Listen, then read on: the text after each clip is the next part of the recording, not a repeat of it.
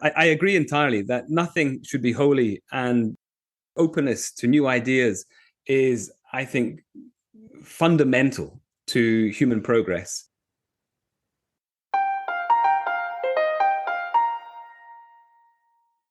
Welcome to the Case for Conservation podcast, where we explore and sometimes interrogate topics in the field of conservation and the environment more broadly.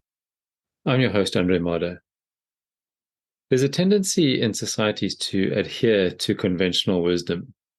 We tend to resist challenges to consensus views and may even dismiss those who challenge them as conspiracy theorists, which sometimes they turn out to be. But perhaps we take that idea a bit too far sometimes. Perhaps we underestimate the importance of the freedom to challenge orthodoxy. We live in an age in which more people than ever before are lucky enough to inhabit free societies. But recently it's become conventional to take issue with some of these hard-earned freedoms, albeit often with good intentions. Even people who don't follow the news cycle must be familiar with concepts like cancel culture and deplatforming. In this episode, we discuss the notion of questioning orthodoxy, with a focus on the environment and especially conservation. My guest is Russell Galt, Head of Policy and Science at Earthwatch Europe, and previously Senior Program Coordinator at IUCN's work on urban conservation, and Young Champions of the Earth Coordinator with the United Nations Environment Programme. Russell recently completed a Master of Business Administration at the University of Edinburgh to complement his existing expertise in ecology. Russell is an old friend of mine, and I've always appreciated his frankness and thoughtfulness. We were planning to discuss the phenomena of echo chambers and filter bubbles and how they affect conservation thinking. But I subsequently discovered that, at least according to the literature, they affect only a small portion of society, and they might not be as big a deal as I thought they were. I'll keep watching that space as the research continues, but meanwhile we do touch on the topic briefly in this episode, and it is quite relevant to what we discuss here. This was more of a conversation and less of an interview than perhaps any previous episodes, but Russell certainly lived up to the expectations I had of him as an insightful and thought-provoking conversation partner. Our recording starts with him talking about how some important thinkers have been dismissed in the past for challenging orthodox views.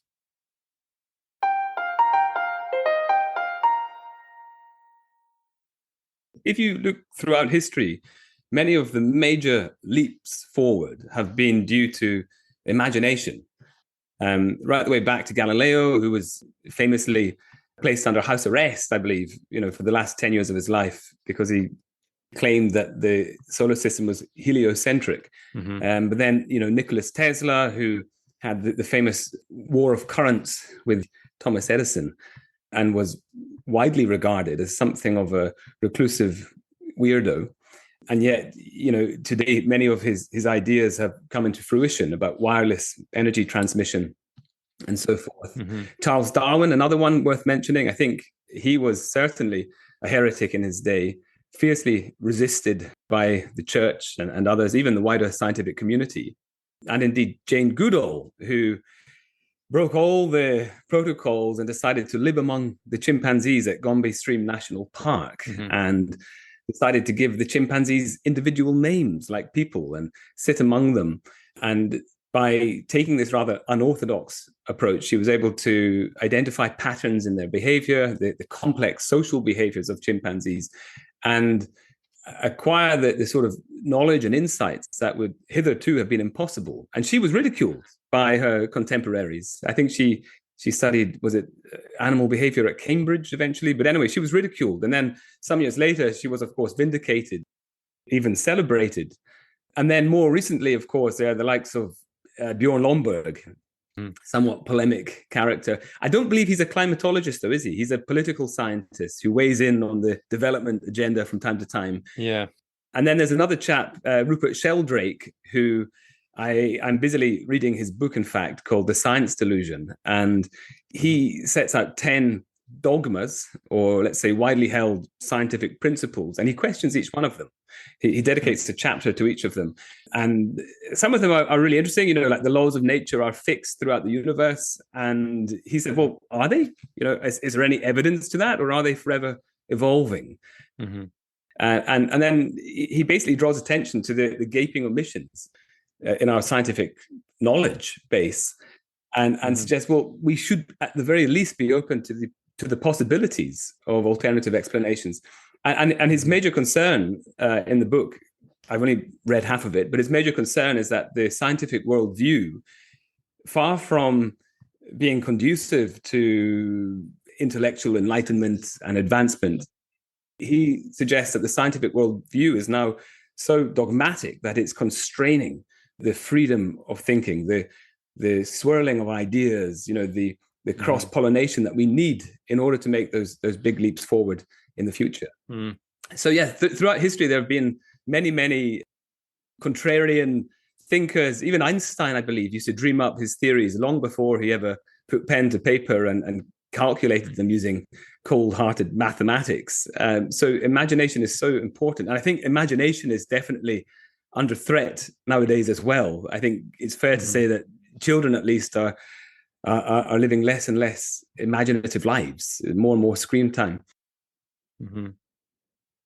I just wanted to pick up on what you said about questioning, and also about science, because we still have incredible freedom of speech in the Western world, but there's no doubt that there have been challenges to that freedom of speech. And I think that I don't know how much it affects it, but I think that the two are linked. That and what I have noticed in the scientific literature recently, which seems to be a kind of like you were saying, dogma. The dogma seems to be affecting the way things are going. And this paper that I shared with you, which I've actually discussed on the podcast before, which myself and some colleagues published recently, I think is quite a good example.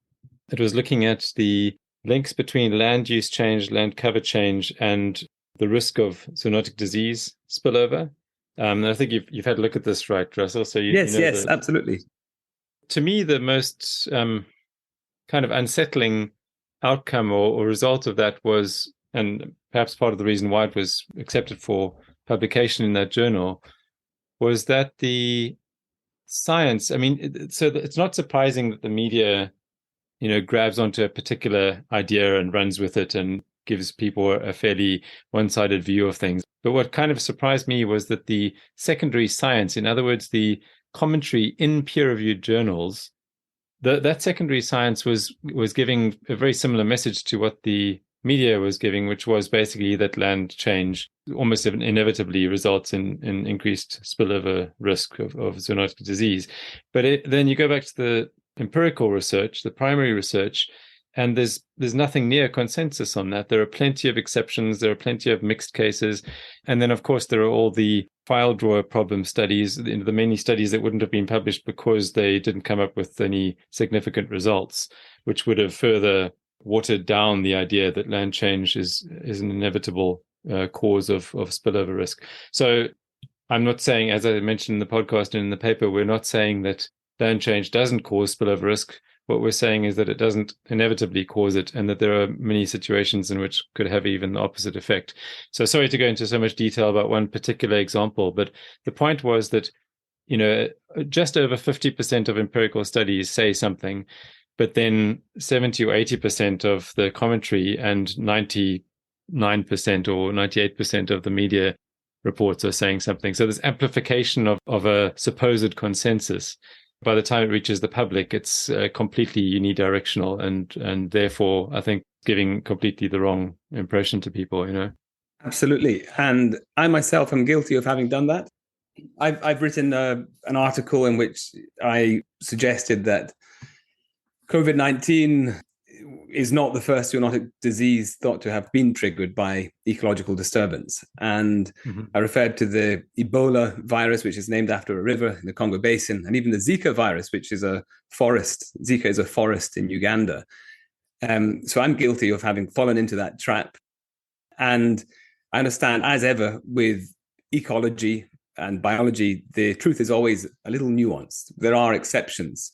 And I think that's a real value you've brought to this agenda, to this debate through your paper and through the podcast. So I'm thinking about the grey literature, and I think a lot of the falsehoods, or let's say exaggerations, unqualified exaggerations, tend to appear in the grey literature. And that there are these apparent facts that are floated around, and you see them on the websites of reputable organizations. Just recently, I was writing about fresh water quality and its decline across Britain. And I saw on the Wildlife Trust's website, which is a very respectable UK NGO, one of the biggest, in fact. And on the website, it said that Britain had lost, I think, 90% of its wetlands in the past century. And I couldn't find the original source anywhere. And then I started to think about it and thought, that's a lot of wetland to lose in just a century. And it doesn't seem to add up. And I couldn't find the original source anywhere. So I suspect it might have been one of these, I don't know, presentations or perhaps a media article, and it's just been passed around the conservation sector like a Chinese whisper. But unfortunately, that is not an isolated case. I think there are many, many such cases where figures that may have been born out of dubious science or even hearsay are picked up enthusiastically, often with good intentions, right, by the conservation sector and passed around. And I think this example of increased risk of zoonotic disease transmission resulting from the degradation of natural areas, we were rather too quick to jump on that bandwagon and to use it to our advantage in the conservation sector. And one of the things I worry about is the credibility that could be lost by doing that. If it turns out one day that land change has nothing to do with COVID-19. And I suspect, and I have spoken about this in the podcast before a little bit, but I suspect that a lot of the alarmist environmental messages that we've been giving over the decades, it's quite a feature of environmental communication, right? Is these quite extreme or quite strong messages. Many of which have turned out to be wrong. And I think that, and I'm entirely guilty of this myself, throughout my career of, as I say, regurgitating those messages and without really much question. But so many of them have turned out to be wrong. And Paul Ehrlich has an entire litany of examples, these sort of trails behind him. I shouldn't pick on individuals like that, but he is quite a major offender in that sense. And I really, the thing is that we don't have a measure of how much harm that's done to the environmental movement, broadly speaking. Sure. We simply don't know. Maybe nothing, but I suspect a hell of a lot, actually. Did you see, was it just last week or the week before, Al Gore was giving this impassioned speech at the World Economic Forum in Davos. And he's a wonderful speaker, a wonderful orator. He fired up the crowd, and he was actually reprimanding the international community for having not done enough. But in his speech, he included the rather dubious term, oceans boiling. The oceans are boiling. Now, any sensible adult would know it was an exaggeration. It was a metaphor, okay? But of course, the media pounced on that and said, these climate sensationalists, and undermined him. We have to be very careful with our language. So that is certainly one school of thought. But then there's another argument which says, hold on a minute, we're trying to fight this war to save life on Earth using little puny truth sticks. Some of our enemies are using the wildest lies, and I think of the nonsense around the medicinal value of some of these rare and endangered animals. For example, rhino horn, that's meant to increase virility in men. And we're trying to convey this very sober messaging to diminish the demand, and it's not working. It's clearly not working. Rhinos are still being poached at a horrendous rate across sub-Saharan Africa.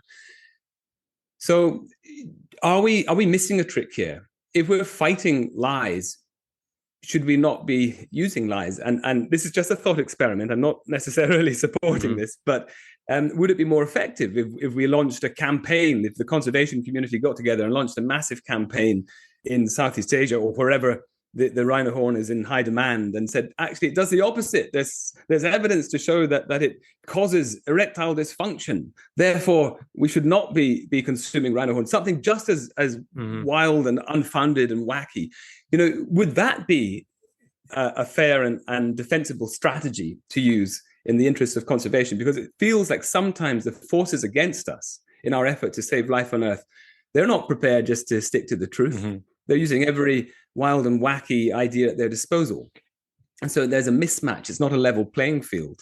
This is just a thought experiment. I want to be very clear. I work for Earthwatch, and we are committed to science as much as any organization. But it's something perhaps worth considering in certain circumstances, particularly when you're working with people who are themselves not familiar with science, people whose worldview may be one steeped in superstition and religion, and not necessarily amenable to scientific reason, at least, in the case of something like rhino horn. Yeah. Well, I think, apart from what I said about credibility, which I think is a key part of the answer to that question, I think that the truth is robust. No matter how mixed up things get, you can kind of always find the truth again, because the truth is constant, right? Sure.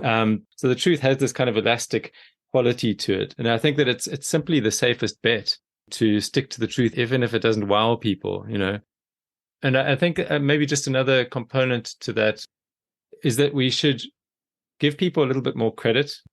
We shouldn't think of ourselves too much as their guides and their teachers and their moral superiors, but rather to, state the facts and stick to the facts, and just relentlessly stick to the facts and trust them to kind of follow to some extent. And that's very general and very vague, and it differs across cultures and societies and all the rest of it. But I do think that that's kind of, the base that we have to keep on coming back to. Absolutely. But would you agree that we also should make better use of behavioral science? And sometimes that means we have to round up numbers. We have to simplify our messaging. There are so many directions this conversation could move in, but I think of the need of every human to make shortcuts, mental shortcuts, in order just to navigate the world and get through the day.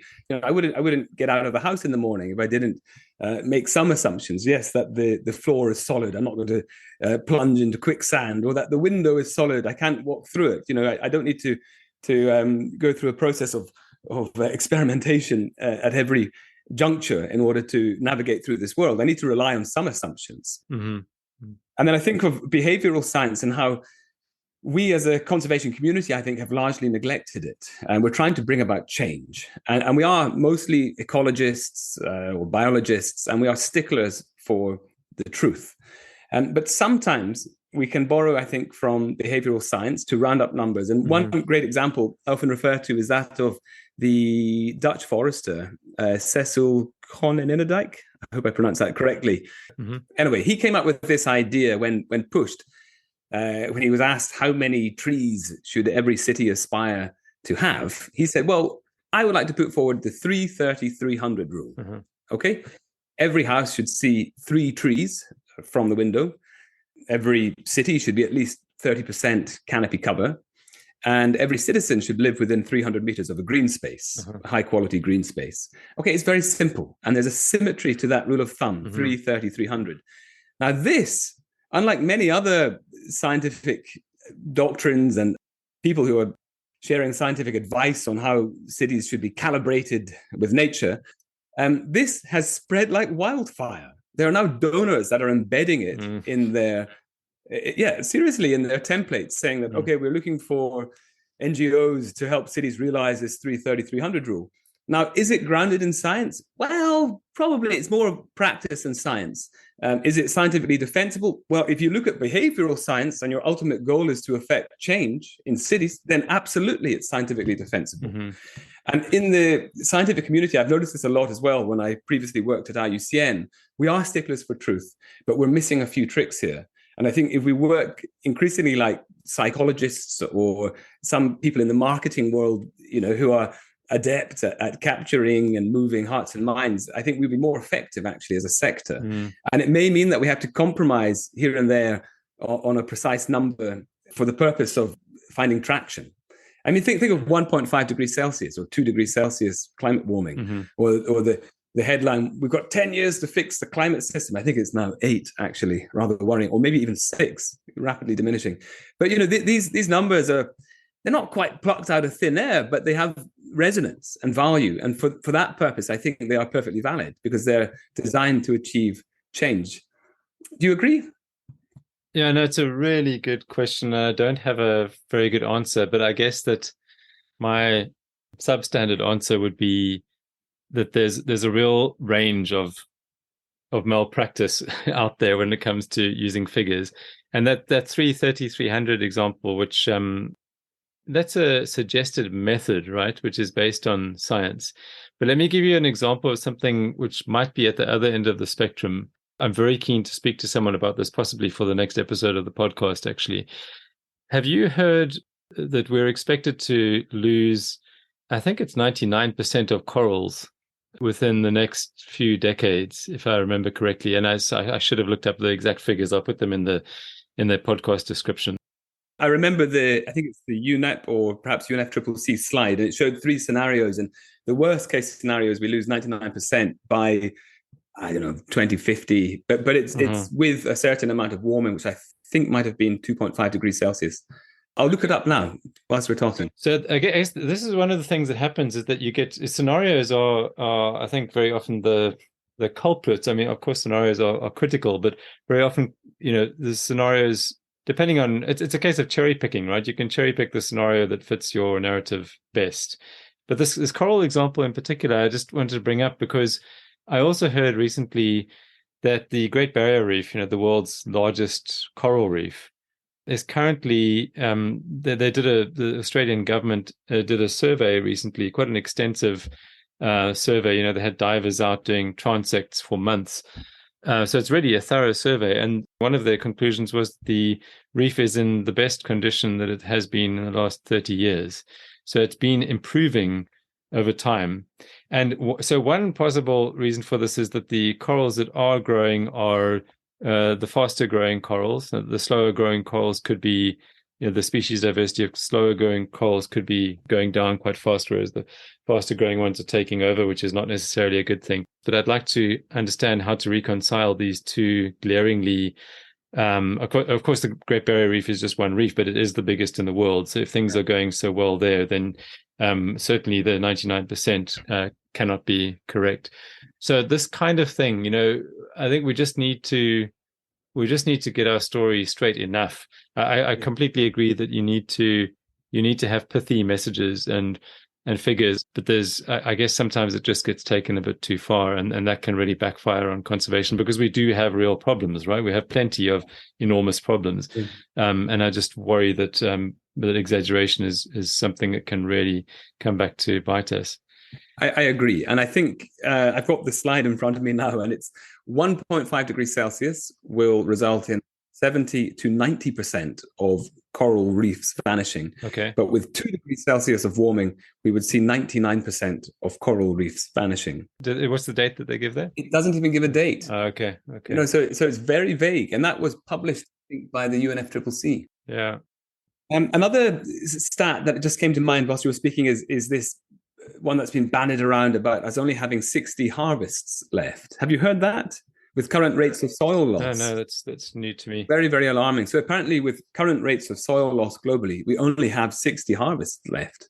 That's terrifying. That would instill fear in anyone, particularly in a child that will still be around in 60 years. Mm-hmm. So I suspect that is also something of an exaggeration. And indeed, I did try to find the original source, and it was, some anecdotal comment made by someone, I think, at some conference years ago, mm-hmm. but without any, peer-reviewed scientific literature behind it. So this is a comment it's a statistic which is incredible and yet valuable for the conservation movement to drum up fear. But what you're suggesting is actually counter to that. Mm-hmm. You're suggesting this is unhelpful, it's counterproductive. And in fact, what we're doing is creating scope for skepticism and actually shooting ourselves in the foot.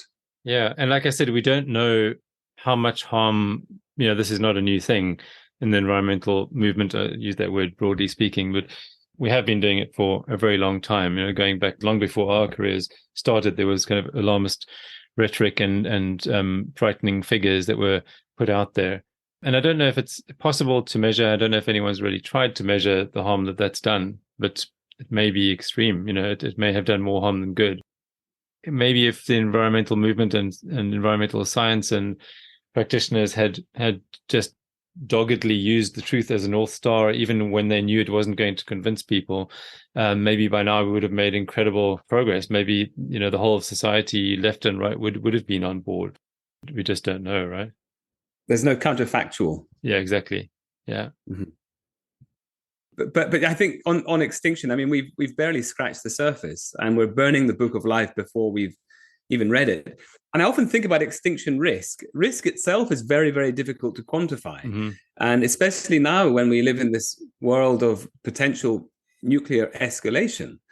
And I was chatting to a very senior conservation professional over the weekend about nuclear war. Mm-hmm. And asking the question, should we as conservationists who have dedicated our careers to conserving life on Earth not be far more concerned about nuclear proliferation mm-hmm.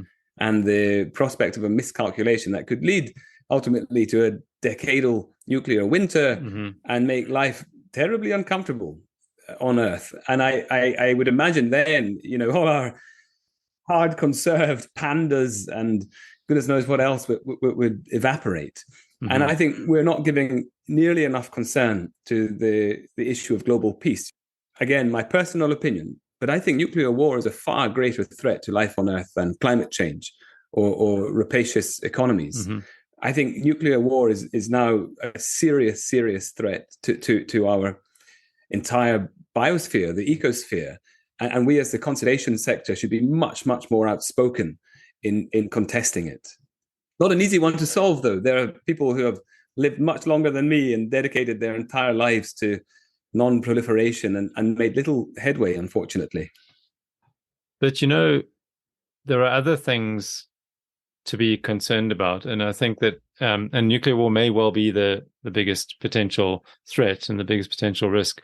But something, again, which kind of motivates my kind of quest to speak to people and to kind of dig into conventional wisdom a bit, is that I think that conservation, the environmental movement in general, and conservation as one example, tend not to look at the bigger picture sufficiently.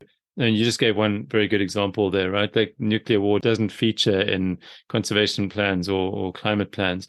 But also, if we want the greatest possible good for the greatest possible number of people and for nature, you've got to think about a whole bunch of different factors and not do things purely because you're an environmentalist, therefore you've kind of got to take the environmental solutions. And nature-based solutions is a term that's coming up a lot these days, and it's kind of perhaps a more general and wide-ranging way of expressing what was focused on in the past was ecosystem-based adaptation, right?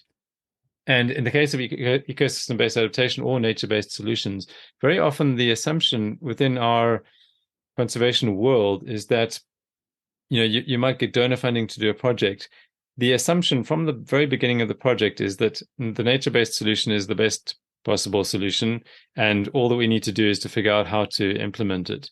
Whereas for the communities involved, which have to be the first consideration, that might not necessarily be, hopefully it is, but that might not necessarily be the best solution.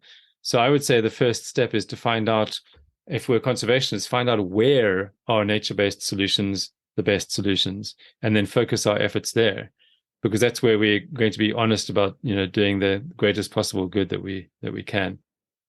A few points on NBS. I think one of the criteria put forth by IUCN and its global standard for nature-based solutions actually does require community consultation, free and informed consent, and almost co-design. I don't recall the precise wording, but it does take into account the aspirations and needs of the local community. And there's also another principle or criterion, which is to balance ecological and economic trade-offs consciously rather than haphazardly.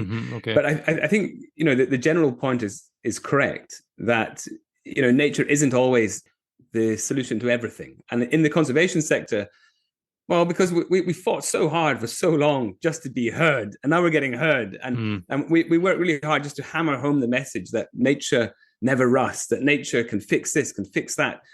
But, there are some instances I'm aware of, certainly in the global south, having lived in Kenya and South Africa, where, sometimes urban nature isn't desirable. If you live in a biodiverse country in the tropics, you don't necessarily want snakes crawling around your garden. You don't necessarily want mosquitoes infesting your house. The relationship with nature is very different. And similarly, there are problems associated with crime, increased likelihood of crime, if you live near to a green space where people can hide. And even in the UK, at Earthwatch Europe, we're involved in what's called tiny forest planting. It's an initiative that we started in lockdown, before I joined, in fact. And more often than not, these tennis court-sized tiny forests are welcomed, and we engage the local community in planting them, usually around 600 native tree saplings that are planted in dense clusters it's called the Miyawaki method, and it promotes rapid growth. But they're not always welcome. There are some communities that say, oh no, we don't want a forest here because that's going to be used by drug smugglers, or people will use it to stash weapons in some socially deprived areas. So there are these nuances which we need to take into account. But I take your point, that nature isn't always the silver bullet. And yet that's how we tend to talk about it in the conservation sector. I was just looking through my notes now to see if there were any kind of topic, because we had quite a robust conversation, but I wanted to see if there are any kind of particular areas that we missed. We didn't speak much about indigenous people. And this is something that has really moved to the center ground. You were there, right, in Montreal recently? The COP, yeah. I wasn't there, but following from afar, and I saw how the indigenous voices were heard clearly. And in fact, they even interrupted, as a protest, Justin Trudeau's speech. And I think the following day, he announced a $400 million Canadian dollar package to support indigenous-led conservation, which was well-timed. But there is a conception, I think, a widely held belief in the conservation community that indigenous people know best, and indigenous people have and will always live in harmony with nature. And yet my experiences as a traveler, as someone who's worked on many expedition research projects around the world, is quite different. And I think particularly of the time I spent in Nepal, where I was looking at the park people conflicts, so the conflicts between park regulations and indigenous people's livelihoods within Langtang National Park, and comparing it with the experiences of people outside the park. And honestly, the difference in biodiversity and ecological intactness was staggering. Inside the park was forested, and there was an abundance of life. Of course, there were some challenges for the indigenous people there. Sometimes their crops were raided by bears, by deer, and even monkeys. But generally speaking, the land inside the park was well conserved, and you took one or two steps outside the park boundary and there was devastation. So there are many examples I've come across, and that's only one, where this romantic notion of indigenous people living in harmony with nature is in fact disproven. And I fear, although I don't have as much research experience in the field in Africa, but I think I've seen it, anecdotally. I cycled across the continent once and passed through many game reserves, including nature reserves in which indigenous people were living. And I can see that there are also challenges there. It's not like they're living as their ancestors did 1,000 or 2,000 years ago. Now they have access to modern medicine and chainsaws and guns and all sorts of poisons and fertilizers, just as any other modern human does. Maybe it's restricted access, but they still can access it. And I think there's a challenge there, and even I think a big question for us as conservationists. Are we being honest with ourselves? So on the one hand, I think that theoretically, indigenous people living in their original state, for lack of a better term, with nature could be, and probably were in many cases, truly living in harmony with nature. But then even in that case, there are some examples to the contrary. So, for example, you probably know about the New Zealand example, the fact that the Maori people, before the Westerners arrived had already wiped out several species, including the moa, the largest large bird that birds, lived at the yes. time. Yeah, and a few other species as well. And so there are plenty of examples like that were, completely uninfluenced by Western civilization. Indigenous peoples living pretty much the way that they always had were certainly not living in harmony with nature. So, but I think a lot of the reverence that people give to, especially these days, it didn't happen in the past at all. So it seems like the pendulum has kind of swung perhaps a little bit too far the other way. But a lot of the reverence that people have for indigenous peoples and local communities is, as you say, is kind of given without really having a very good idea of how those people live exactly. And there are certainly things to learn from those people. I think this is the thing. This is what I mean by the pendulum swinging too far. Is in the quite recent past, we didn't give any credence or any respect to the knowledge that they had gathered, and they have learned a hell of a lot. There are certain things which I think they can add to the canon that science cannot really add, because it's such a different form of gathering knowledge. But the problem, which you put your finger on, is that we've swung completely in the other direction, and to this point where anything that is labeled as indigenous and local knowledge is immediately assumed to be unquestionable. And this goes back to actually what we were saying right at the beginning of the discussion, this whole idea of not being able to question, right? I don't think that ever leads to a good place. I think you need to be able to question, hopefully in a respectful way, but you should still be able to question. Nothing is holy, or nothing should be holy. Nothing should be holy, absolutely. There's a lady I had the pleasure of meeting a couple of years ago, Julia Watson, who's written a book. She's actually a landscape architect, but she's written a book called Indigitech. And it's basically a beautifully portrayed series of case studies on how indigenous people around the world are harnessing natural materials to adapt to climate change, or in some cases just to, farm fish and food.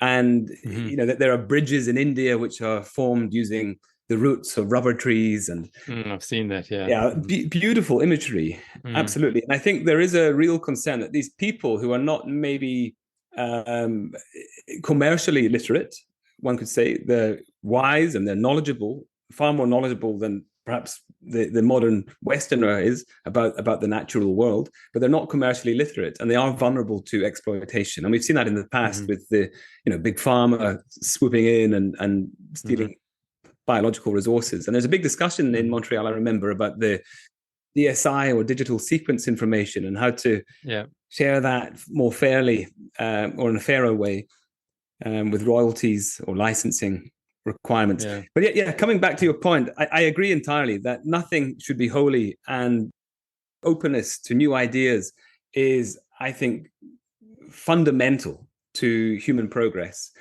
And in this day and age, what we've seen is, partly as a result of the social movements and the so-called cancel culture, I think what we've seen is a stifling of public debate. I mean, it's still raging at the extremes in these echo chambers, as you rightly pointed out at the start of the podcast. But I think the majority are feeling a little less at liberty to express their views than they might have done 5 or 10 years ago. And I'm talking about people like Tony Blair. I heard Tony Blair interviewed, and he was asked some very difficult questions about wokeism and his views on all manner of contentious issues. And he just said, I prefer not to comment on these issues because I think this is a landmine I don't want to step on. Right. And I think many people he's a former prime minister and still very active on the public policy stage. And if he's saying that, then how do the rest of us feel who don't have the policy literacy or, the knowledge? I think it's very, very difficult. Do you know Jonathan Rauch? No. He's a public intellectual so he's very much on the left. A lot of the people who are talking against cancel culture tend to be sort of right or center right, but he's very much a Democrat, but very much against cancel culture. And his main point in a recent discussion was that it's precisely what you just said, what Tony Blair did. What he did is precisely the problem. It's very easy to just say, I don't want to talk about that, or simply not to talk. You don't even have to say anything, right? You just don't talk about it. people see what happens when some people do talk about things and how they can get themselves into trouble, and therefore they don't talk about things. And what Jonathan Rauch was saying is that it actually doesn't take very many people to stand up and say, I'm sorry, you're wrong about that. Yes. The tendency is for people to apologize. And they're apologizing to that very noisy, very small minority of people, and really sustaining what that small, noisy minority of people are getting up to. So he's a very strong advocate for standing up to that and calling it out when he sees it. So it's a pity to hear that Tony Blair did that, because he's someone who is in a position. It's just you need a small critical mass of people to stand up against that kind of thing, I think. And for someone like J.K. Rowling, sure, she can stand up. She has the financial means to take a hit. She's not going to suffer. But for ordinary folk like me, I'm not going to stand up for my beliefs, knowing that I might get sacked or I might having my professional reputation sullied. I have to be very careful with my words, and I think all of us do. And that's the grip of fear, because the cancel culture is real and it's vicious, it's vindictive, and I do wonder about how we can fight back against this, and do so in a sensitive way, because often the origin of these feelings or emotions is rooted in historical injustice, or a minority group not feeling heard or not having rights, or being disenfranchised, and we have to be sensitive to that. And often their arguments are perfectly valid, but the way in which these debates have unfolded in recent years, I think, has been frightening. It's been verging on fascism, actually. I mean, what is fascism? It's I'm right, you're wrong.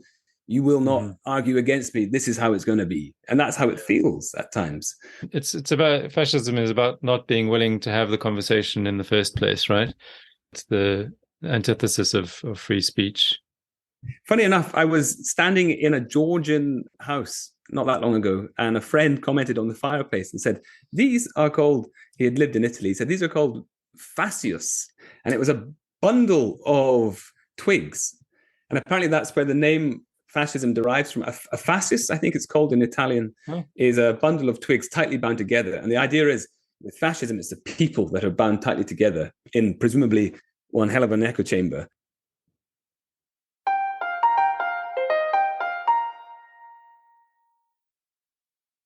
There are two quite different topics that I have in mind for the next episode.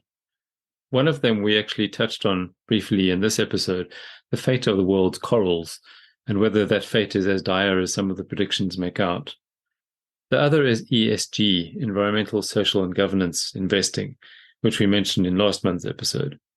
So two quite different topics, but both of great interest, at least to me, and hopefully many of you as well.